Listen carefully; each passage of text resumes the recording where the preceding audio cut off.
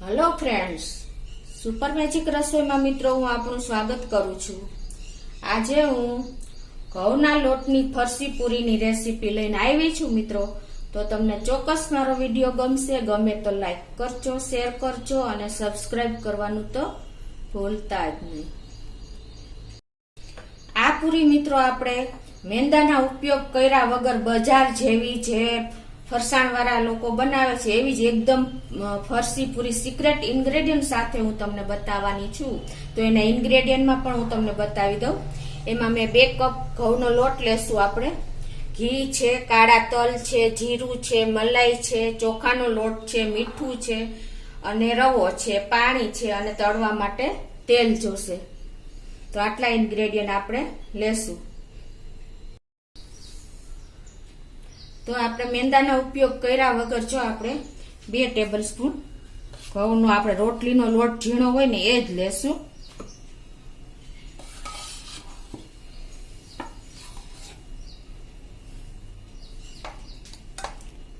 અને એની સામે આપણે 2 ટેબલ સ્પૂન ચોખાનો લોટ નાખશું મિત્રો। આ ચોખાના લોટને હિસાબે આપણી એકદમ ફરસી અને ક્રિસ્પી કુરકુરી પૂરી તૈયાર થશે। અને એમાં આપણે 1 ટીસ્પૂન જેવા કાળા તલ નાખશું અને અડધી ટીસ્પૂન જેવું આપણે આખું જીરું નાખશું। તમે અજમો પણ આની નાખી શકો છો, પણ જીરાનો ટેસ્ટ બહુ સરસ ફરસી પૂરીમાં લાગે છે। અને આ બધું હવે આપણે મિક્સ કરી લેશું। ટેસ્ટ એકોર્ડિંગ આપણે 1 ટીસ્પૂન જેવું મીઠું નાખી દેશું। અને હવે આ બધું આપણે મિક્સ કરી લેશું।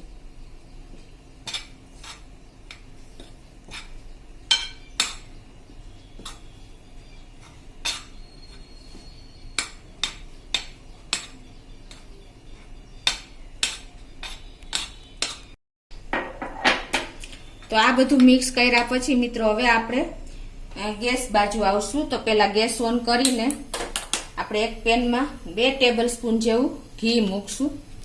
હું તમને આ એક સિક્રેટ ઇન્ગ્રેડિયન્ટ બતાવવા જઈ રહી છું ફરસી પૂરી માટેનું। માર્કેટમાં આ રીતે જ લોકો બનાવે છે ફરસાણવાળા। તમે આની જગ્યાએ તેલ કે ડાલડા ઘીનો પણ ઉપયોગ કરી શકો છો। હવે આ આપણું ઘી ગરમ થાય એટલે એમાં આપણે 2 ટેબલ સ્પૂન જેવો રવો નાખશું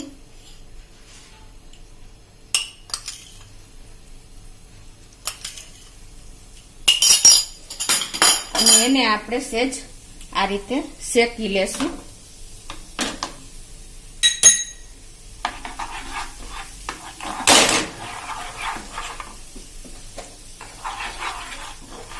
સરસ એવો સંતળાઈ જાય એટલે આપણે એને લોટમાં એડ કરવાનો છે। આપણે જે લોટ તૈયાર કર્યો છે ફરસી પૂરી માટેનો, હવે એને આપણે આમાં એડ કરી દેશું।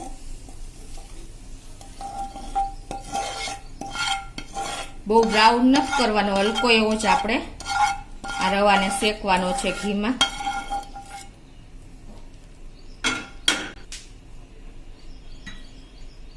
હવે આપણે આ ચમચીએથી મિક્સ કરશું, કેમ કે આપણું મિશ્રણ ગરમ છે।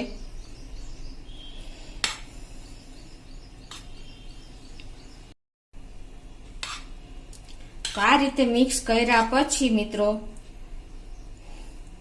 આપણે હવે એમાં એકદમ ફ્રેશ મલાઈ 1 ટેબલ સ્પૂન જેવી નાખશું। આને હિસાબે આપણી પૂરી એકદમ સરસ સોફ્ટ થશે અને ક્રન્ચી રહેશે।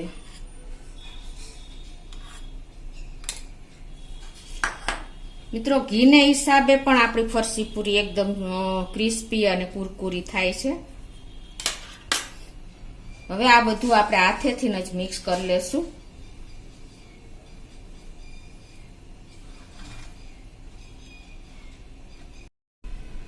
તો આ રીતે મિક્સ કર્યા પછી જો આપણું મોણ પણ આટલું મુઠ્ઠી પડતું રાખવાનું છે, એટલે એકદમ આપણી પૂરી ફરસી સરસ થાય છે। ઘઉંનો લોટ છે તો પણ આપણે બિલકુલ મેંદાનો ઉપયોગ કર્યો નથી અને ચોખાના લોટને હિસાબે મિત્રો આપણી પૂરીમાં તેલ પણ નહીં ચડે અને એકદમ કુરકુરી પૂરી તૈયાર થશે. હવે આપણે થોડું થોડું પાણી એડ કરતા જાશું અને લોટ બાંધી લેશું. આપણે આ લોટ એકદમ નથી કઠણ બાંધવાનો કે નથી ઢીલો બાંધવાનો, આપણે મીડિયમ એવો લોટ બાંધવાનો છે.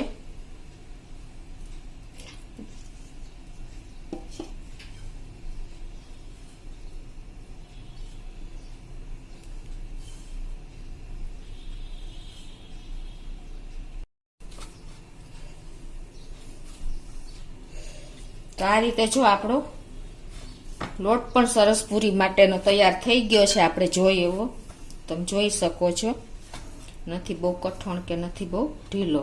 તો હવે આપણે આને 5 મિનિટ માટે રેસ્ટ આપી દેશું, એટલે એકદમ પરફેક્ટ આપણે પૂરી માટેનો લોટ તૈયાર થઈ જાય.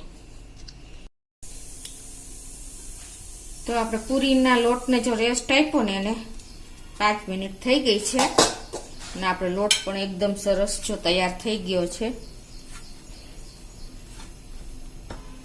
તો હવે આપણે આમાંથી એક લુવો મોટો લઈ લેશું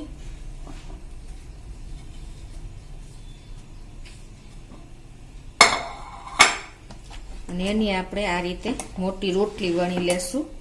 તમને ઈઝી મેથડ બતાવી રહી છું પૂરી માટેની. તમારે જો એક એક પીસ ન વણવું હોય ને તો તમે આ રીતે પણ તૈયાર કરી શકો છો.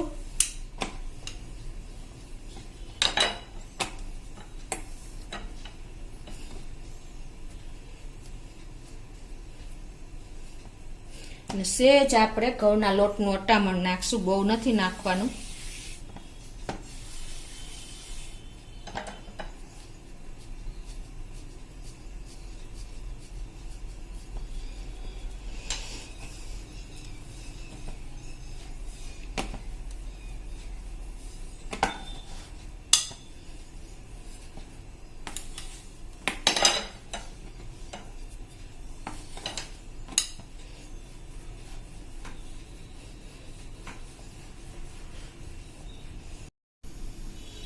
તો આ રીતે આપણે મોટી રોટલી વણ્યા પછી આપણે એને ફોકથી કે ચપેથી આ રીતે એને એકી સાથે હોલ કરી લેવાના છે. એટલે આપણે બહુ ઈઝી મેથડ પડશે.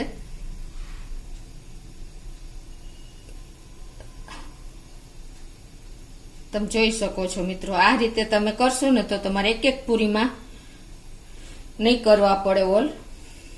અને હવે આપણે એને કોઈ પણ નાનું એવું કટર લઈ લેવાનું. તમારી પાસે કાંઈ પણ વાસણ હોય કે કાંઈ પણ પ્લાસ્ટિકનું ઢાંકણ હોય તો એને તમારે આ રીતે પછી શેપ આપી દેવાનો પૂરીનો. તમારે જે સાઈઝની પૂરી બનાવવી હોય એ પ્રમાણે તમારે શેપ લેતો જવાનો છે.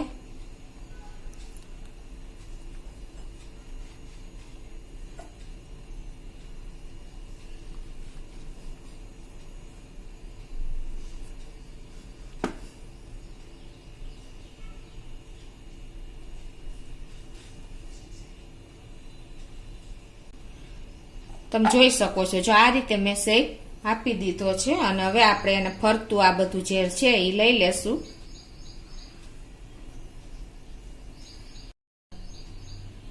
આ રીતે આપણે અલગ પૂરી કરતા જશું. જો એકી સાથે તમારે 4 થી 5 થી 6 પૂરી તૈયાર થઈ જાય છે. અને આમાં પણ તમે આ રીતે પાછો વચ્ચેનો શેપ પણ આપી શકો છો. હવે આ તમને એક મેથડ મેં આ રીતે બતાવી, હવે તમને બીજી મેથડ પણ બતાવી દઉં.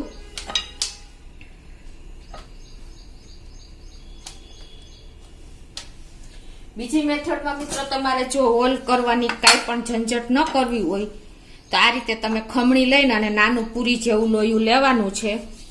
આ રીતે આપણે નાની નાની પૂરી કરીએ છીએ એ રીતે તમારે એનું લઈ લેવાનું છે લુઓ. અને આ રીતે તમારે ખમણી માથે જ વણવાનું છે.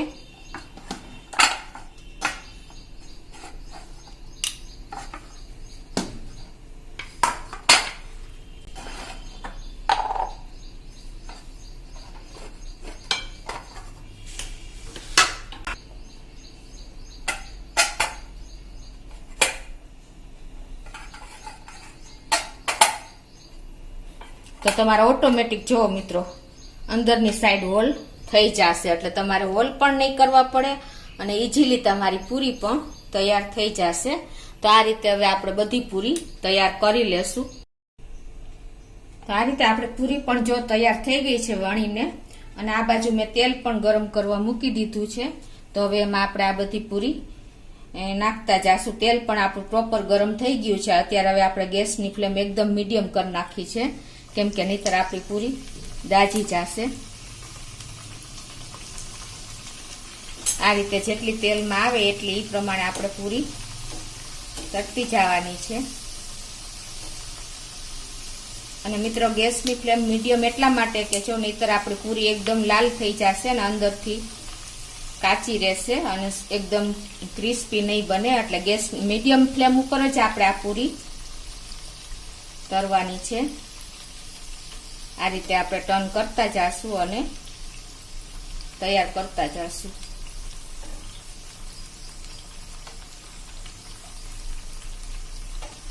હલકી લાઇટ પિંક જેવી આપણે આ પૂરી તળશું.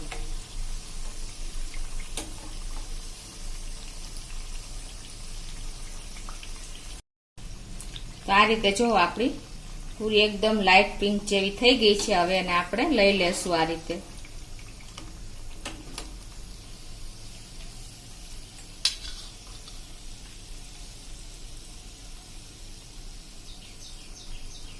આ રીતે આપણે પ્લેટમાં લેતા જશું. એ જ રીતે આપણે બીજી બેન્ચ પણ તૈયાર કરી લેશું.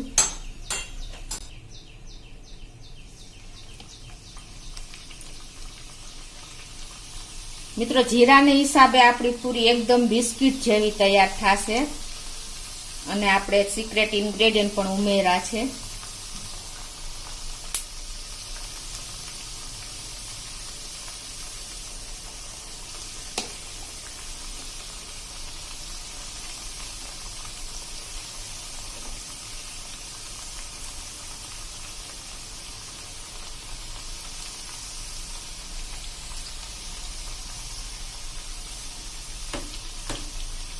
આ રીતે આપણે એકદમ medium slow to medium flame ઉપર જ તૈયાર કરશું.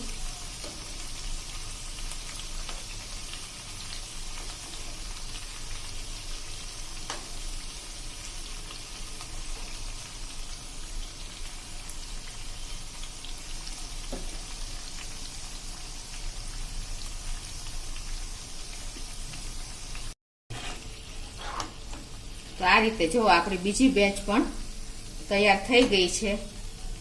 મિત્રો ચોખાના લોટના હિસાબે આપણી પૂરીમાં જરા પણ તેલ પણ નહીં રહે.